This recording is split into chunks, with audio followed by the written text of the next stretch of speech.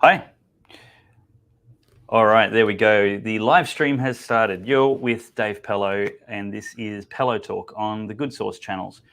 Uh, Tonight, I've got joining me live from his studio in his home, Heston Russell, the Australian Values candidate, and the Australian Values Party founder as well.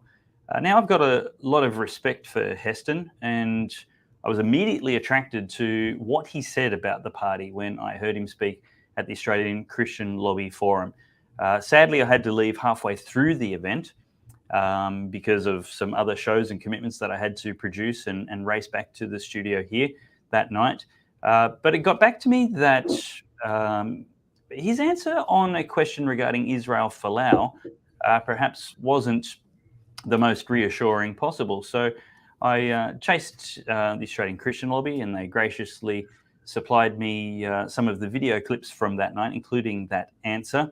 And Heston spent a lot of time essentially disagreeing with Israel Folau, but ultimately saying that he did believe in free speech. It didn't make me comfortable, though, because even the Labor Party and Greens say they believe in freedom of religion and speech. But what they actually mean when they say that is a very different kettle of fish to what you and I and most right-thinking people mean when they say we believe in freedom of speech.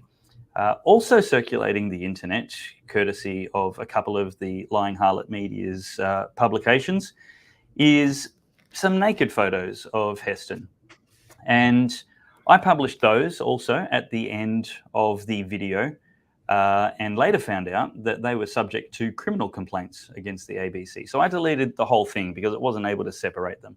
And tonight we're going one better. We're actually speaking to Heston Russell live and asking him the questions directly about his values on free speech, his values on religious liberty, the discrimination industry, and also those photos. If they're part of that value set that a values voter attracted to the name of the Australian Values Party might be inadvertently voting for. But we're not going to reach any conclusions. We're going to let him speak for himself. Let me give a bit of context here. When Donald Trump was running for the pre-selection to represent the Republican Party as their presidential candidate, I didn't like the man at all because of his values. He was a Hillary Clinton donor. He was a pretty well-reputed or ill-reputed womanizer. And he had been fairly pro-abortion until about 5 minutes before the American Republican presidential primaries. In my mind, there were at least 2 or 3, if not the entire field of better candidates. That was my personal opinion. Now, when the primaries finished, he was the candidate, and it was him or Hillary. So I, threw my wholehearted support behind him, because pretty much better anybody than a sociopathic baby killer like Hillary Clinton. But what we actually saw from Donald Trump was somebody who was not like that at all. He, in fact, turned out to be perhaps more pro-life than Ronald Reagan, and the most pro-life president America had ever had. Judging him on his past performance allowed no room at all for redemption, repentance, and becoming a better man.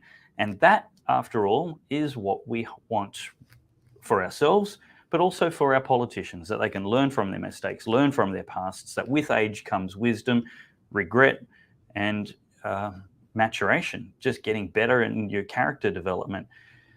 So let's listen to Heston tonight, see what he has to say, and I guess take him at his word. Heston, thank you so much for joining me on Pellowe Talk tonight. Hey, g'day, Dave. Thanks so much for having me on. I feel like you and I need to have a long chat another time about an entirely different subject, and that's really one of your professional fields of expertise, specifically post-traumatic stress disorder and military service. One of the things that made me really attracted to you as a candidate in that forum was the fact that you'd served Australia with such distinction in such elite roles. Would you care to give us a a 30 to 60-second summary of that before we get to the direct questions.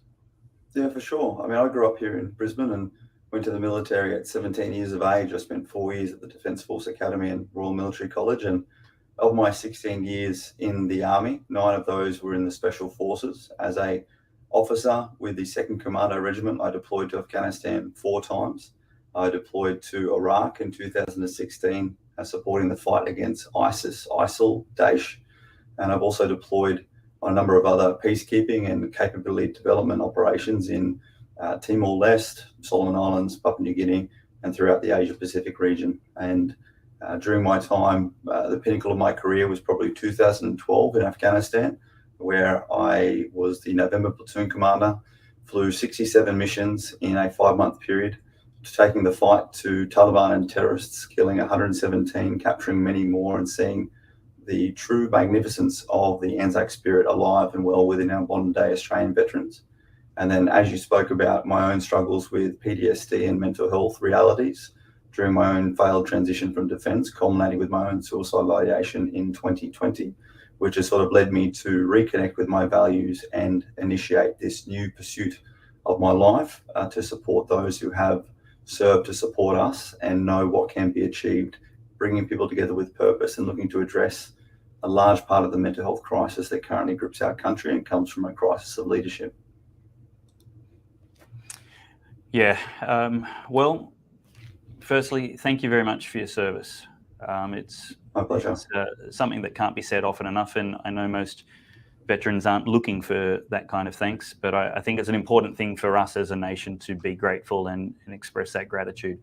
And also, I guess, to apologise for the shameful behaviour from our government and legal system, the way they've treated our diggers and commandos as guilty until proven innocent, and the trial by media which ensued that, which entirely was prejudicial in the true sense of the word, prejudicial. Dave Marriott watching says 60 seconds for 16 years of service. Yeah, my apologies. It's not the topic for tonight, but I am really passionate about the topic. And it probably deserves either, depending how quickly we can move through this, maybe we'll cover some of it more in 20, 30 minutes, or maybe we'll make it an entirely dedicated new episode, because what you and Andy and some of your other candidates can inform the Australian public about is much more useful to us and to other veterans to whom we owe so much than what we see coming through the mainstream media. So, well, Dave, I think probably the key point there is that, you know, I had a fantastic career, and so have 8 of the 10 candidates we have in the Australian Values Party, but that doesn't define us, and we can't let that be the laurels through which we rest on. It's a responsibility to now put that into practice. And back when I ran the commando selection course, when we handed people their berets, it came with a statement. This comes with a daily renewable contract.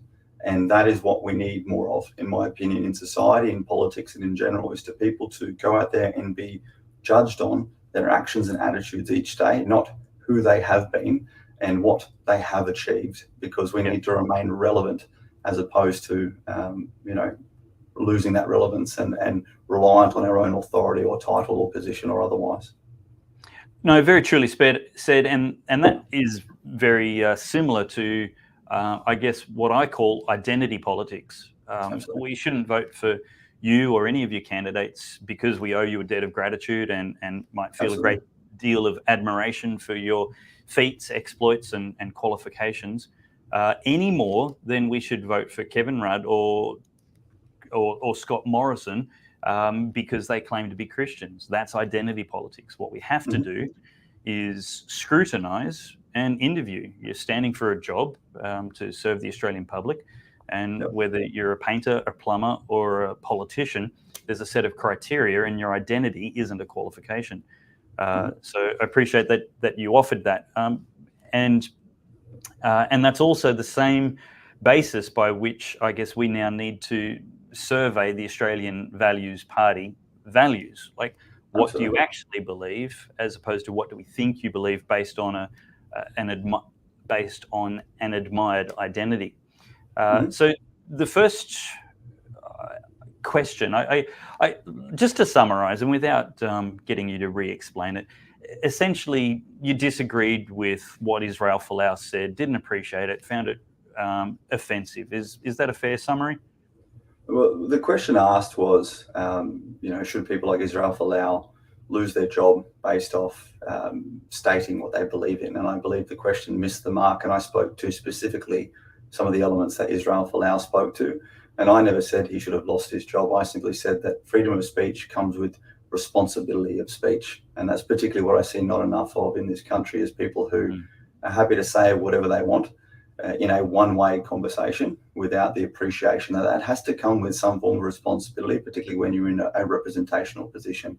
And I'll clear the record here and now to say that I don't think anyone should lose their job. I think they should be counselled and critiqued, and to have conversations in a two-way matter to make sure that the correct context is also provided, and to progress these conversations as opposed to just see something that is typed or tweeted or stated online to be the one-dimensional measure of what is actually intended by that opinion or that conversation. Yeah. Look, I think you're 100% right. Effective communication should be all of our goals, and I certainly see a plethora of people on my side, on right-thinking, right-wing, freedom-loving people even, who can be very reflexive and not very civil or sincere in articulating the points that they make, even between ourselves, becoming quite insulting and demeaning just over points of disagreement. I personally think Israel Folau's communication was grossly misrepresented, and the meme was not something he created. It was perhaps unfortunate, and from a less than civil Christian organization in America. But the accompanying text that he did write by his own hand, I thought was full of sincerity and compassion and truth. The transgender debate in sport going on at the moment, truth is offensive to some people, and they choose to be offended. And so I guess what I want to reduce this conversation to is whether it's Israel Folau, a Christian, or some other identity, a Muslim, and whether it's something we agree with or something that we ultimately find grossly repugnant, morally wrong, would you and your party value vote for and support in Parliament legislation that would protect jobs like Israel Folau's? Because, and let me specifically say, the recent legislation from the coalition, the Religious Discrimination Bill, would not. It would have failed that test, that question. That legislation that's proposed in the first, second, and third drafts would not have protected Israel Folau, if it was retrospective or if it had been available at that time. His head still would have been on the chopping block. Would you prefer legislation that protected him? Yeah, absolutely. And this is the dangerous place we're approaching as a country, whereas when we're not having these constructive conversations around these topics, instead we're resorting to legislation and litigation in order to try and provide that guidance and that moral measure to what we should be. And we're called the Australian Values Party, Dave, because we grab the Australian Values Statement that the Department of Home Affairs maintains, and that every person entering into Australia on a visa or to become a citizen has to abide by. And the third value is equality of opportunity for all people, regardless of their gender, sexual orientation, age, disability, race, or nationality or ethnic origin. And the fourth value is freedom of religion, freedom of speech, and freedom of association, including the freedom not to follow a particular or any religion. We already have these ingrained and require those entering into our country to abide by, but those of us who have lived here take these things for granted and instead resort to, again, legislation or acts of parliament to govern what should be common sense in a democracy. Yeah, I agree. There's far too much legislation. Let's come straight to the second question, which deals directly with that. As opposed to a religious discrimination bill or a religious liberty bill, creating a new set of lines that cannot be crossed when you're talking with or about a Christian and making us a protected class at all. What many commentators, including myself, would like is better nothing change than introduce that terrible bill. Or even better yet, let's introduce a set of policies or bills that will unravel the discrimination industry, that will abolish the Human Rights Commission and the anti-discrimination tribunals, which perhaps had fantastic motives, but they've been thoroughly weaponized, and their main target is freedom of speech, particularly from Christians and conservatives. Do you think unraveling the discrimination industry is a solution? Well, our third policy on our website policies page is actually government structure and committing to a critical review of our government structure as well as those laws that are currently established and maintained at federal and state level. And when it comes to legislation regarding to anti-discrimination, we have 5 separate pieces of legislation that cover off on this at a federal level. And then when I come to where I'm running for a position in the Senate here in Queensland, there are 7 different acts that are covered off on. And currently there is a lack of cohesion in the way in which we approach these conversations, depending upon what state we live in our country, let alone at the federal level. So we absolutely are committed to conducting a critical review and looking to even potentially abolish layers of those states' legislations that are otherwise impacting on these conversations at a social level and the lack of cohesion in a national conversation around these topics. And I completely agree with you and understand where you're coming from when you talk about how elements of the anti-discrimination industry have been weaponized against individual groups. I speak with groups across all of the different elements that are covered from that legislation, and there is admittedly legislation in there that is appropriate in place for the protection of children and others, but there is too much grey area that can be influenced by individual agendas and taken against those individuals and those elements that otherwise have a contrary perception to what might be the agenda of the person providing the justification. And that's where I absolutely agree that we need to review this, streamline it, and bring it back to policy with purpose as opposed to policy based on agenda or public opinion. I think one of the perfect ways of picturing or illustrating the problem with the discrimination industry is precisely what's happened to our Australian Special Forces, who have been brought under this cloud of suspicion and accusation without evidence and without conviction, with all kinds of punishments like revocation of merit awards and commendations. Despicable behaviour and treatment of these people who haven't been found guilty of anything but only accused. It's the exact same thing in the discrimination industry, that the process itself is the punishment, that justice delayed is justice denied. And we're finding that far too many people falsely accused and on flippant and flimsy charges are actually being punished by the process itself. And look, a review is one thing, but I think even just the basic rhetoric that this is completely unacceptable and it's a perversion of justice. These kangaroo courts, tribunals, and boards of inquiries that take forever to accomplish anything. You're probably familiar with Bernard Gaynor and the amount of time that he's been dragged. Are you familiar with Bernie? I'm not, sorry. Okay. Ask Andy about him. Him and Andy are mates. Your candidate for the seat of McPherson. But essentially, he's got a serial litigant making dozens of complaints against him for hurting his feelings, all at the expense of the cost of the taxpayer, for years on end, with no consequences for frivolous complaints and dismissed charges. He's basically got a blank checkbook to use the New South Wales Anti-Discrimination Tribunal as his own personal political police force.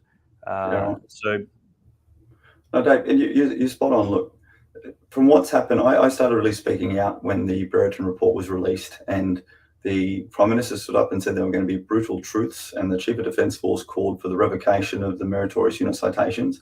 And it wasn't from the 3,000 Special Forces personnel that struck a chord. It was from the 20 families of the fallen who stood to lose those honours and awards. And that was after I got a phone call from a mother who tried to take the award out of her dead son's framed awards on the wall and called me crying because she didn't know how to do so without just damaging the whole thing. And I stand here, a person who has an identity based on purpose. You know, I count myself in our veteran community, and that is a community that has come together from people volunteering to serve, and an identity that's come from service and through purpose. And I stand here over the last 2 years wanting to say, hey, you know, leave my people alone. We have all these conversations about discrimination. There have been people able to go out, including our Prime Minister, and cast these people as guilty before being tried in a court of law, and no one has still yet even have a single charge laid against them. We've had our $1.4 billion taxpayer-funded ABC be able to come out and accuse my platoon, November Platoon, of executing a hostage based on a Marine hearing a pop on a radio, putting so much of our taxpayer-funded money towards that, only to be issued a US Marine? A US Marine who heard a pop. And the ABC last month released an apology to me in an email, nothing publicly, saying that they'd got it wrong and he didn't actually identify any specific platoon. You know, and in order for myself and my guys to be able to defend ourselves, we have to step out from the shadows where we're kept with a protected identity status, with no social media presence or any media presence to protect us and our families from the real world factors of those terrorists and bad people that we were fighting against, to defend ourselves. Yeah. And at the moment, I have a perfect case for defamation I can take the ABC to the court with, but I can't afford to do that and run a political campaign. And the cost of justice in this country can only be afforded by those who can afford that litigation, as opposed to these systems actually being there to defend and support those who are innocent before being proven guilty. And our second Australian value is commitment to the rule of law, which includes the presumption of innocence. And otherwise, we see this, walked all over and trodden all over, and that's why we are here having part of these conversations. Yeah, absolutely. Well, let's deal with, I guess, that cloud hanging over your head that you may not be able to shake for a long time, and much to your disappointment will perhaps need to answer again after tonight. But for this audience, for those people who haven't heard your position on those past bad choices that we may know about, you mentioned at the beginning in your brief introduction that you went through some really dark times last year, and some serious mental health issues, including suicidal ideation. And I'm really sorry that you went through that, and I'm really happy that you're doing better now. And I hope that journey continues to improve for you. But will you please tell the viewers, is consensual, private exchange of naked photos, sexual photos on the internet, a Australian value that your party seeks to protect or promote? No, it's not. And look, that was 2020. For those who aren't familiar with the story, in March, April, May 2020, when COVID first hit our country, I went through a period where I ended a relationship that I'd been in with for 4 years. I lost my employment, and I was working for a veterans charity through which we also fell on tough times. And I tried to support them through a fundraising initiative that saw me open up an OnlyFans account. And that OnlyFans account was jovial and PG in nature. There's a public-facing wall like you have your Instagram feed, but then there's also a private messaging function through which, over the course of the next 4 weeks of having that account, fully intending for it to be clean and PG, I was corrupted by people offering thousands of dollars for me to show more than just the jovial pictures I was. And I exchanged some pictures of myself naked in order for payment and tips to be paid back, and ended up raising $15,000 for that veterans charity. And you'll see ABC reporting stating that that wasn't paid over a year later, but it was. And there's currently, again, defamation action lying in wait against those. But that came from a place of, me wanting to validate my purpose and being able to support that organization, through to also desiring and requiring affirmation at a time when I was my most loneliest, out of a relationship, in lockdown, in COVID, in Sydney, facing my loss of accommodation, facing my loss of income, facing having to foreclose on a number of negatively geared investment properties I can no longer afford. And mental health is not my excuse. It is a reality. And I was dealing with a lot that saw my actions go in a way in which I wish they didn't. And I never intended on raising a political party in March, April, May of 2020. And when I led to my suicidal ideation in August of 2020, my pathway out from that has been reconnecting with those values that saw me in constant comparison to what I call the best version of myself as a commando platoon commander leading my men in Afghanistan in 2012. I had such proactive layers of resilience where the mission and the team always came before myself. On each of those 67 missions, I never feared for my own life. Whereas these days, I'll pray to God 17 times when I hit turbulence flying from Brisbane to Sydney.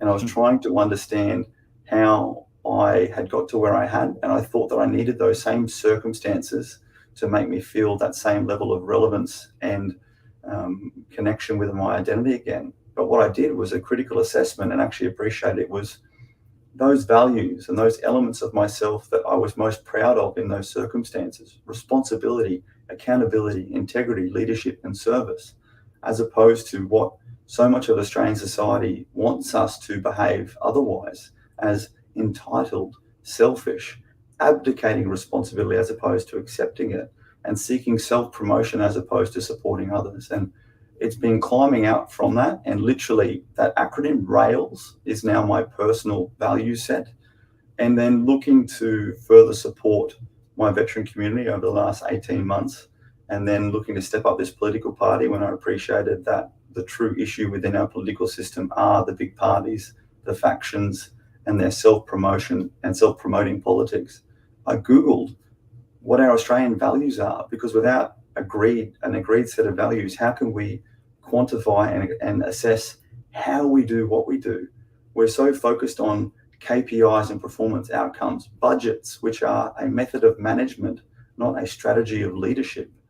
And I found the Australian value statement. We literally have 7 values that we require everyone coming into Australia on a visa or to become a citizen to sign and agree to these values. And most of us who don't live here don't know that.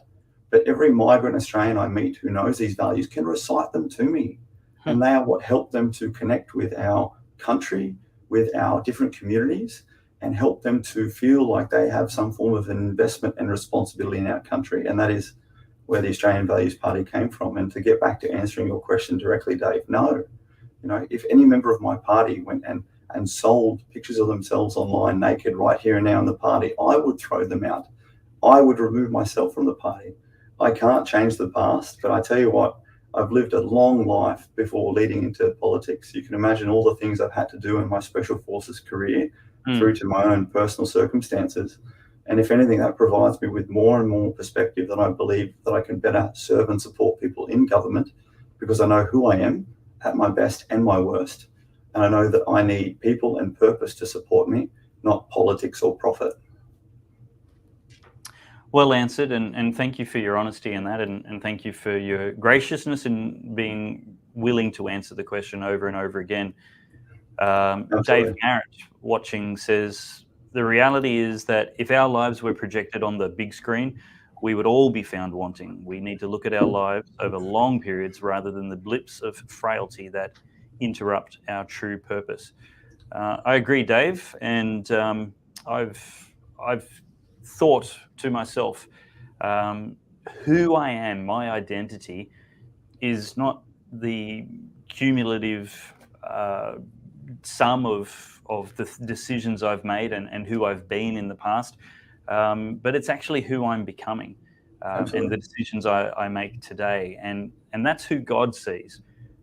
Now, to be clear, we need to have a different posture when we're considering a political candidate to when we meet somebody in the pub or in church. very, very different postures. Political conversations require hard conversations about truths, values, ethics, policies. But pastoral or friendship conversations need to be much more gracious and much more tolerant and forgiving. And that was, I think, what Jesus managed to do very well when he spoke to the woman who was caught in her own sexual sin. He refused to be part of what the law demanded, and that was executing her. In as much as he asked the person who thought they were perfect to go first. But nevertheless, when they all disappeared in shame of understanding their own sinfulness, he said to her, in a way she could not mistake, that she should go and stop that sexual sin. There was no shortage of judgment from him to her. She understood completely where she stood before God. And at the same time, he was famous as the friend of sinners. It's perfectly possible for those two truths to coexist in the one person.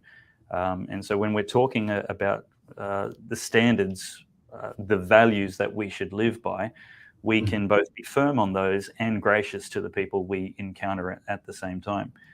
So Dave, thanks for that comment. Let's just... I think jumping on that comment very quickly, Dave, just if I can. Yeah, sure, Heston, go ahead. I would just love for people to really appreciate where we're at the moment as a nation, in our media, in our politics, whereby, I've served over 16 years in our military, over 100 combat missions. Some of those that are just the things that I wish we knew more about in our society that would inspire us and connect us with purpose.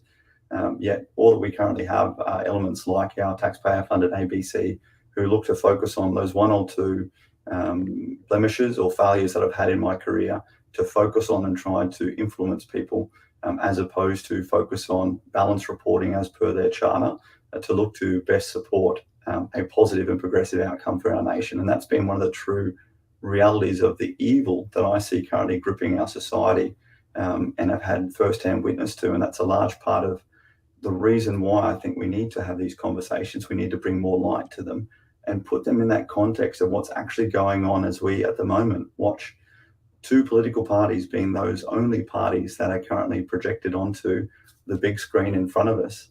Whereas people like yourself, Dave, and I appreciate you for doing so, there are so many fantastic people out there who should be in politics.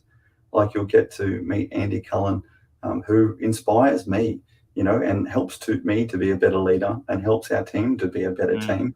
But, I think he had 10 seconds on Channel 7 throughout this entire last 4 weeks. But he is someone who our future generations and our current generations can look up to and be inspired by, if we were actually concerned about bettering our nation. Instead, we're caught up in political games, watching prime ministers percolate coffees and, talking about everything else that is irrelevant to the true fabric of our society. And these are all the things that we need to fix. And, our second policy, David, is government and media accountability. And I ask people to go and have a read of how we actually take these great philosophical statements and put them into policies, and how we're going to actually focus on those within Parliament. I'm just trying to pull up your party now, australianvaluesparty.com.au. australianvalues.org.au. .org.au. Oh, I've got to spell it properly. Thank you, everyone, for your patience. Australian Values. There we go. Here it comes. All right, let's put us both on screen so it's more friendly. Share screen. Tab. Bring accountability back. Turn off audio. There we go. The wonders of modern technology. Our policies. And look, we've got our platform policies, which are 2 videos there: Defence and Veterans and Future Australians, for those Australians who just like a short 5-minute introduction. But here we have our policies literally set out in order. And our first policy there, Dave, is our workforce policy, where we require higher standards of our individuals, including random drug and alcohol testing, mandatory leadership and professional development training each year, 360-degree reporting. Then we have our media and accountability, as you spoke about beforehand. And, this comes from a place like Andy and myself know, and many others within our party, who appreciate that our nation and members within our country have been traumatized, have felt abused, have felt abandoned, have felt let down by our government systems over the last 2 years, from COVID mandates through to robo-debt, aged care disasters, bushfires, the Brereton report, the floods. It's all listed in there. And unless we actually go through and pick through these and draw light to them and hold accountability, people will not be able to move forward, heal, and have trust back in our politics.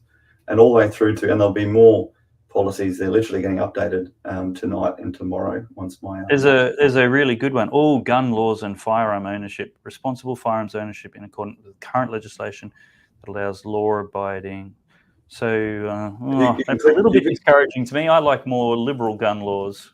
Sorry, if you click on all of these, you can actually go all the way into them. And look, I don't want to go down the rabbit hole of gun laws, but in particular, we have this big issue of legislation and regulation in our country being disproportionate based on it covering an entire state. For instance, I'm here in Queensland, and to have the same legislation requirements for Brisbane as up in Bob Katter's electorate of Kennedy. That's why we start to have these issues, and being mature as opposed to carrying stigmas into these conversations is what we need to do. And you'll even see our client policy. We've actually done mapping of the French model that actually sees nuclear energy being our preferred option moving forward, and we have all the science there. And look, we're not looking to take over the country and be prime minister. We're looking to get in there, achieve the balance of power, apply our pragmatic approach, justifying every policy and build against the Australian values statement, and then against our strategic priorities, and working to show people the difference as opposed to just talk about it like you see too much. Yep. I'm warming to your party. I've got to look through some of those policies. Now, Trevor Hunt asks an important question. What do you think about the values articulated in the 10 Commandments? I grew up, just so people know, my mother named me Heston after Charlton Heston. She had a crush on him, and I grew up watching Charlton Heston as Moses and Ben-Hur. And absolutely, look, people don't realize that I grew up in a loving family in the church, in the Uniting Church. My father is one of the most devout Christians I know.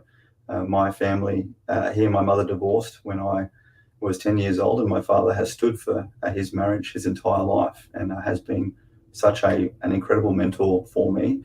Wow. Really seeing how he served 34 years in our military, himself deploying twice to Afghanistan, twice to Iraq. And I maintain a brilliant relationship with both my mother and my father. And I grew up devout to my Christian values, and I definitely wavered on those, particularly as I went through my own personal crisis with my own sexuality. It's no secret that I am a gay man, and I'm happy to talk to that.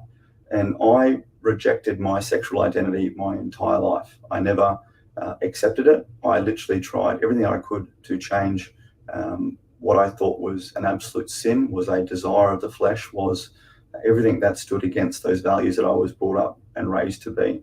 And it really impacted me throughout my life, but never impacted my career, and I never brought it into my military life.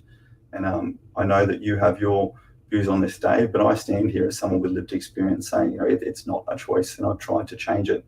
And if there's anything you should know about me, I'm usually able to achieve and change anything for myself or for others when it comes from that place of purpose and service. And that's the one thing I couldn't change, and I'm now empowered by that. But I believe the 10 Commandments are a brilliant value set that I was brought up on and that I aspire to abide by, and definitely are as relevant today as they were back when they were first written in stone.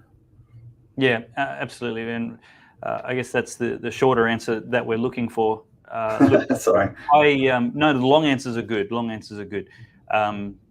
But they're usually more revealing. I would have preferred the atheist Prime Minister Julia Gillard, who was living in sin in a non God-pleasing relationship with her boyfriend when she was Prime Minister. I would have rathered her as Prime Minister because she was a defender of God's values for marriage, rather than the heterosexually married Christian church attending Kevin Rudd, who directly, in his role as Prime Minister, attacked the institution of marriage and threw cold water on the value of Scripture on live TV, on the ABC. So their personal lives, to me, aren't important, because what I'm looking for is their performance as a politician. And so it's the policy questions which are most important to me on those issues. When you say through water on the when you say he was asked by a pastor on Q&A why he was changing his mind on marriage and going from defending the traditional definition, God's definition, the biblical definition, to the undefinition. Then he basically criticized the pastor's understanding of what Scripture says and compared it to what he claimed falsely and ignorantly to the Apostle Paul advocating for slavery, which is just ludicrous in its silliness. So that's what I mean by he poured cold water on whatever I said. Okay. I don't know what Paul said. What is your stance on gay marriage? Jesus was asked a question about marriage by the religious leaders of the day, and he asked them, haven't you read that in the beginning God created them male and female, and he told them, and it basically, and I can't remember the exact quotation, but he quoted the Genesis narrative that God designed two genders to complement and to be married together, to be joined together complementarily for their entire lives as one flesh, and to populate and reproduce and fill the earth. That was Jesus. Sorry, I got my dog here. That was Jesus confirming and affirming the uniqueness and exclusivity of God's design for sexuality and gender from the beginning, and consistent through Old Testament and New Testament. So no, there's only God's definition of marriage, and I'm perfectly happy for civil government to regulate other relationships for the purpose that government needs to, but I just wish they wouldn't call it marriage, because that definition's already taken. Gotcha. I mean, then this is the unique situation, and I appreciate everyone's opinions, and this is going to be the difficult task for myself and my team moving forward into politics. You know, people like yourself, you know, I'm assuming if you had the ability, you would not have gay marriage recognised within our constitution as it took to referendum. Correct me if I'm wrong. Oh, well, that didn't legally happen. They did a plebiscite and changed some legislation. But yeah, the legislation, not referendum. Yeah, gotcha. So, for instance, whereby, you know, over 60% of the Australian population voted for that, and this is the whole nature of democracy. And I completely understand the conversation can go into, you know, compromising on biblical values. But you know, this is the difficult part that I sort of have, you know, particularly taking my personal values set in and trying to abide by our Australian value statement, and then having to put our different communities and their different value sets together to provide that united purpose. And you know, I think Heston, probably the thing that most Christians are looking, this is what I advocate we look for, because getting a consensus on that is probably hard within Christianity, let alone within broader Australia. But here's the thing, I think that's a really good place to start, and that is to acknowledge that God is real and that he is the moral lawgiver. The journey that we can then take together is to pursue his truth and his values. And if we just start with acknowledgement that that's the goal, disagreeing on the way is not a break of unity. It's a break of uniformity. We're not on the same page, but at least we've got the same destination, and we're trying to get there together. So you're right. That's that purpose piece, and this is what we see at the moment. I believe in Australia, without that purpose and without that national identity, we end up becoming communities in conflict. And that's where I firmly believe that the role of a government is to act to provide that purpose through leadership as a service, and to hope to bring communities together to form a national identity. And that is definitely, as you've stated in your terms and in my language, our intent and our purpose. Absolutely. Yeah. So what is in the Constitution is the preamble to the legislation that authorised the Constitution. It says, whereas the people of New South Wales, Victoria, Queensland, South Australia, Tasmania, humbly relying on the blessing of Almighty God, resolve to form the Commonwealth, blah, blah, blah. But that clause, humbly relying on the blessing of Almighty God, was a late addition because there's no other acknowledgement of God or official declaration of Christianity in the Constitution. It's very, very deliberately basically neutral on the topic, saying believe what you want, but live by these laws. We're not secular, as Scott Morrison said in his maiden speech, and we're not Christian. We're a free country. You do what you want, but just be good to everybody. But at that time, the population was so popularly, affectionately Christian that they had to have an acknowledgement of God in the Constitution, or it never would have passed the referendums and the votes in every state to approve the Constitution in the end of the 19th century and the beginning of the 20th century. And so they had to insert that, humbly relying on the blessing of Almighty God. That's the foundation of our nation. And yeah, the population has perhaps majority lost that. And that's why we've got a government right now that has lost that, and the government who thinks that they are the highest authority in the universe and they get to supersede and violate human rights on a whim and when it's convenient. By the same token, when marriage was put in the Constitution, there was a very common understanding of it at that time, and a faithful High Court and reading of the Constitution would actually say that the word marriage in there only has one possible definition as it was understood at the time that it was written. That is what those people were trying to communicate with that word. And so that's, I think, the fabric of who we are. Again, I don't want anybody to be denied financial access to their sexual partner's superannuation or life decisions if they're in hospital and unable to communicate. That's all good. You do that. Just the word marriage. And look, the church probably surrendered that ground long ago by becoming agents of the government to regulate marriage and record them. They should have just said, look, we do the solemnization, you go to the marriage registry for whatever they want to do. But our business is not to do that. Let's not get bogged down on that debate. I think that issue isn't one that's being pursued in this election, and I'd rather pursue some of the things that people are asking representation for in the next 3 years. And I think the most pressing issues are freedom, liberty. Lockdowns and mandates are probably the two biggest things that have happened in the last few years that we're looking for different politicians to give us better decisions on. Where does your party stand on that? The first Australian value is respect for the freedom and dignity of the individual. And we've gone further on our purpose page, where we've actually turned these Australian values into our Bill of Rights and Responsibilities. And that value also includes personal choice and the freedom to make your own health decisions.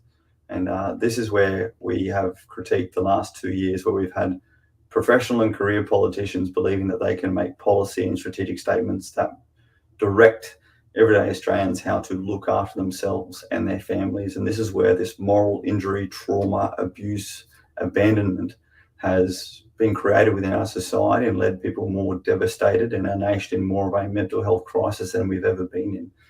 I myself was down in Sydney running a organic food shop with my sister when COVID hit, and I was told by politicians that I wasn't able to maintain a 60 square metre shop and my 6 staff, yet I'd previously been entrusted with 30 to 150 men in war zones, including chemical, biological, nuclear, and radiological threats. And that is where I realised that we have become so hung up on reinforcing the authority of politicians and unelected officials to mandate things, including the closing of borders, tearing people and families apart.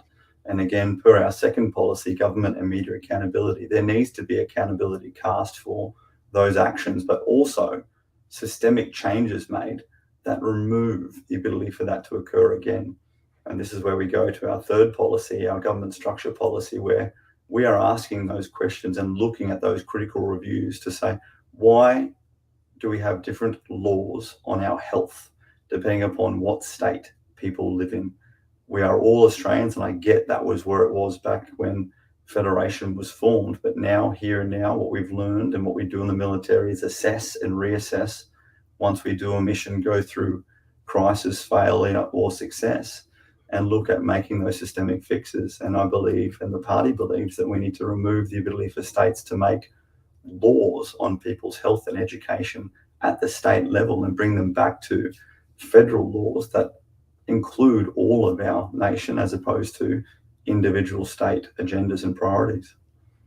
I disagree with that one. I'm a big believer in state sovereignty as a competitive marketplace for democracy to sort out bad policies and ideas. I think a homogenized, centralized approach to education and health is a race to the bottom, the worst possible, lowest common denominator being mandated.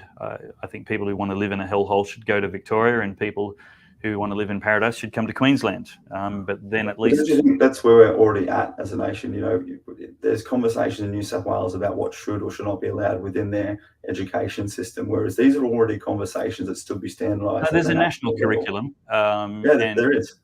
And national funding of these things. And I mean, certainly we need to end the duplication and redundancies that's built into it all. Absolutely. But the national curriculum has to go. There should be cooperation and communication, but not centralisation, if that's what you're alluding to. But yeah, I think law and order and those issues.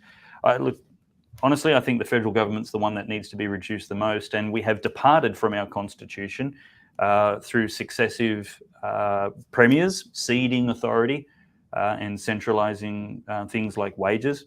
And also through successive High Court decisions. Anytime the Commonwealth comes up against the states, the High Court imagines federal rights being bigger and bigger and bigger than our founding fathers imagined them to be. But what I value, reassessing and measuring where we're at, like you said, is a strategically smart thing to do. Absolutely. But what's strategically foolish is to come unmoored from those values, from our identity. And that's articulated and established in a constitution. Well, you don't think the last 2 years we've actually deviated from that constitution? I would actually say that the states have gained more power and authority from the federal government, and that has actually been challenged in the high courts, and the states have actually won against the federal government. When we come to mandates, we should never be having these conversations about border closures, because per the constitution, quarantine at our federal border is a federal jurisdiction and regulation, and instead that was abdicated to the states.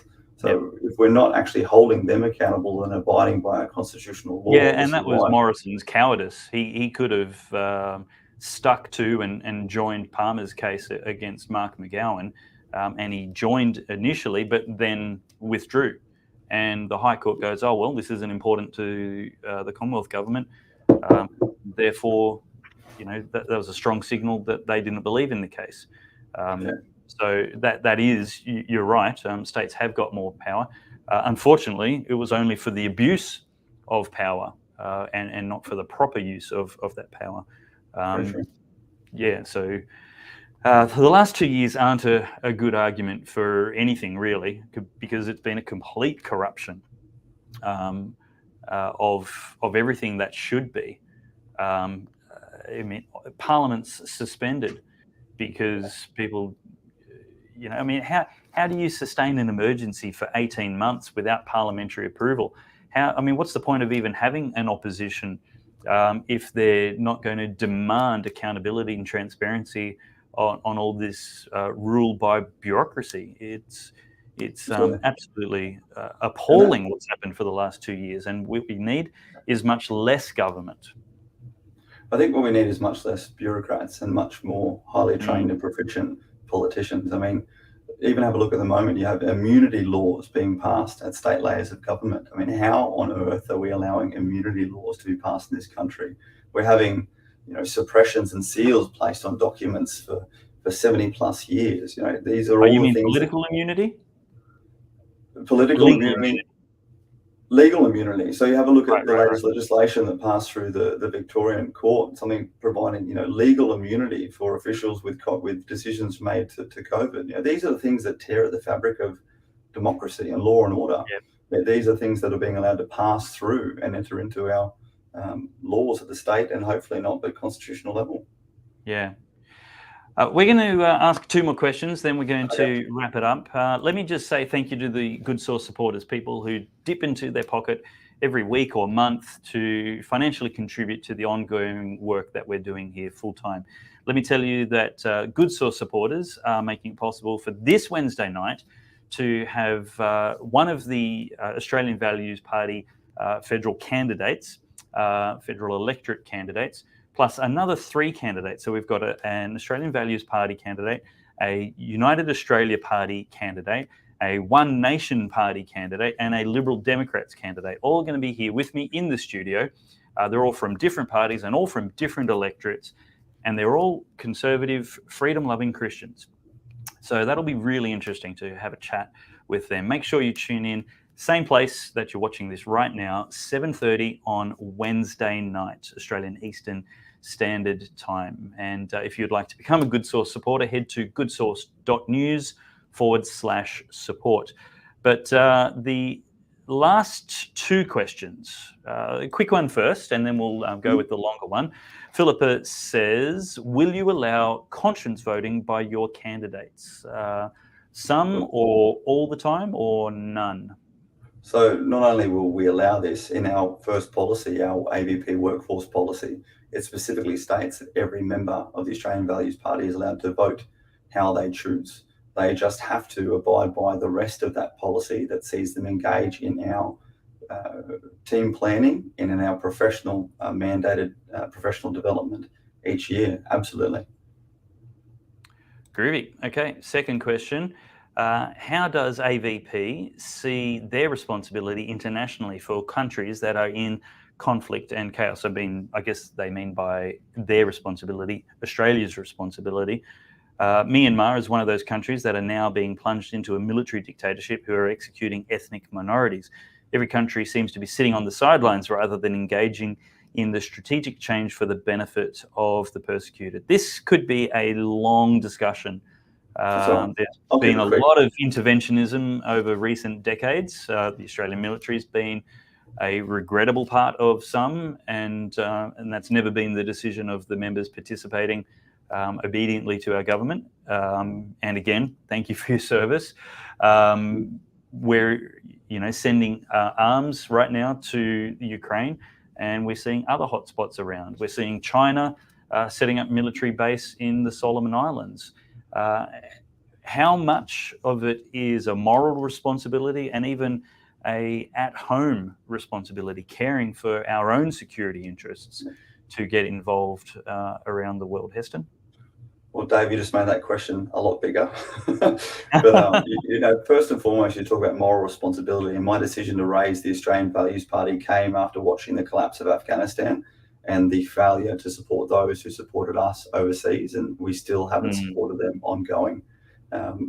My first deployment with the Army was actually to East Timor, where in 1999 our country led an intervention to support the people of East Timor from being persecuted and murdered by the Indonesians. And particularly the last year or 18 months, watching what's happened in Myanmar, it's been very hard to sit back and watch and wonder what's going on and ask the questions such as, why are we supporting and reinforcing organisations like the United Nations when they're not stepping forward to do their job? in providing these interventions, and we need to useless nations. We need to move forward and reassess our participation and support to such organisations based on actual quantifiable outcomes and tasks and job descriptions. Because at the moment, otherwise, we are just being beholden to these globalist organisations without them actually serving, supporting our nation and our interests. Through to 2013, my role was to travel around the Asia Pacific region to integrate with our embassies and high commissions and conduct special operations activities in countries like the Solomon Islands and Papua New Guinea, specifically Honiara and Daru. And Daru is where the Chinese have announced in the last year that they want to create a $1 billion commercial fishing facility. And we need to be so much more proactive in our foreign affairs and our foreign policy, and you'll see that via our website, but not just in militarily terms. It's more so in those ways and means that actually help to do what is Cold War policy practiced by the US in South America, winning over the hearts and minds of those peoples within our region. And one of our policies is stepping up a full-time humanitarian assistance and disaster relief force to better provide a buffer for our military to get back to its primary role, to better support Australians here at home, and to be there to actually convert the billions of dollars of Australian taxpayer-funded aid into training, educated and upskilling young Australians to go and provide that support on the ground and win over those connections at the community level. We also believe in establishing a digital system that allows more Australians to be able to engage in the conversations surrounding our formation of policy and decisions at government level. A civil assembly, you'll actually see it on one of our policies, the government structure policy. You know, we need to actually, I believe, look at, and I don't have the solution, but we are working on options, mechanisms through which the Australian public can actually have more of a say in where we actually decide to commit our troops, particularly overseas. The role of a defence force is to defend our nation and our interests, and we need to reposture, reorientate, and refocus our efforts, including our industry, in order to do so. And defence and veterans policy is our capstone policy in the Australian Values Party. And we are currently not equipped and not on a glide path to equip ourselves to provide what is our third strategic priority, self-sufficient security within our region, because we are focused on offshore commitments and alliances far, far away. We need to reposture and refocus on our region, because Taiwan is not going to be the Ukraine of our region. It is not going to be the red flag event. It is going to be something like the Solomon Islands or Papua New Guinea, something much closer to home, where there is a much less permissive and less hardened population ready to defend themselves like Taiwan, and one that is more susceptible to that foreign influence, and particularly that economic power that we cannot compete with when it comes to China. So we need to do what we do best as a nation, be maneuverable, harness our best exportable commodity, which is our Australian people, and look to win over those communities within our Asia Pacific region. And Dave, many of those are built on good Christian morals and values, and are by their nature designed adverse to the influence of communism. And we need to look to better influence and reinforce those ties at the human level. And that requires lived experience and emotional intelligence and everything that the members of the Australian Values Party are looking to bring into government. Thank you. I encourage everybody to go visit the website on the screen now, australianvalues.org.au, especially their policies page. You can get there quicker just by typing /policies at the end of the URL. But go to their website and look, there is plenty of time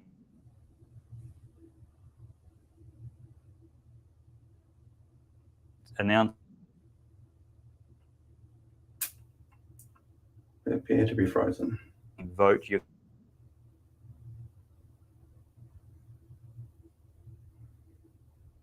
I'm guessing people might still be able to see me, but I think you're frozen, Dave.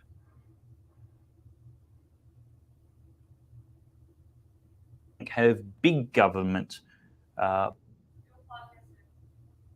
Is it me? Always happens right now.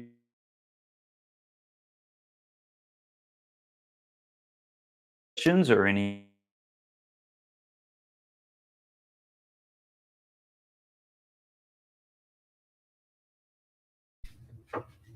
There we go. Hopefully I'm back. Well, ladies and gentlemen, Dave seems to be frozen, but I want to thank everyone for your time. I really appreciate the conversations. If you would like to contribute to any of these conversations, please go to our website. You can comment on any of our policies. Please send us an email, hello@australianvalues.org.au.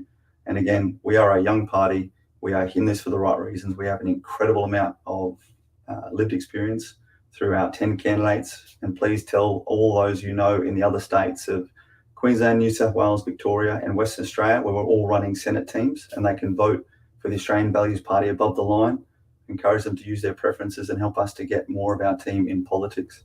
And if you are voting in the lower house, please, as you heard, Andy Cullen for our seat of McPherson. He is the guy who needs to be in there, along with our candidate for Blair, Maria Pittman, our candidate for Wide Bay, Daniel Williams, and our candidate down in Kooyong, David Connolly. So please get behind them, support them. If you can, please donate to their campaigns. They are all, and we are all completely self-funded in this journey. But please, if you can't afford anything else, please cast your vote. Vote for the Australian Values Party, and please help us to spread the word. I'm going to sign off there. But again, you can get in contact with me via our website, and looking forward to continue these conversations. And thanks, Dave. I'll link in with you after.